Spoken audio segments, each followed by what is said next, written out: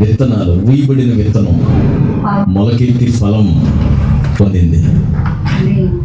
ఉయ్యబడిన విత్తనం. ఈరోజు నువ్వు ఉయ్యబడుతున్నావని, లేకపోతే నలుగురిలో తక్కువగా ఉన్నావని, నలుగురు నిన్ను ఇబ్బంది పెడుతున్నారని వ్యతిరేకిస్తున్నాను, అసలు బాధపడాల్సిన అవసరం లేదు. ఉయ్యబడిన విత్తనమే ఒక వృక్షంగా మారింది. ఈరోజు నీ కుటుంబాన్ని ఎవరైనా తక్కువ చేసి మాట్లాడుతున్నా, నిన్ను నేను తక్కువ చేసి మాట్లాడుతున్నా, అసలు తీసి పడేసినట్టు మాట్లాడుతున్నా, అసలు వాళ్ళు అది కూడా కుటుంబమేనా, ఆవిడ కూడా మనిషేనా అని అనిపించుకుంటున్నా, భయపడబాకు.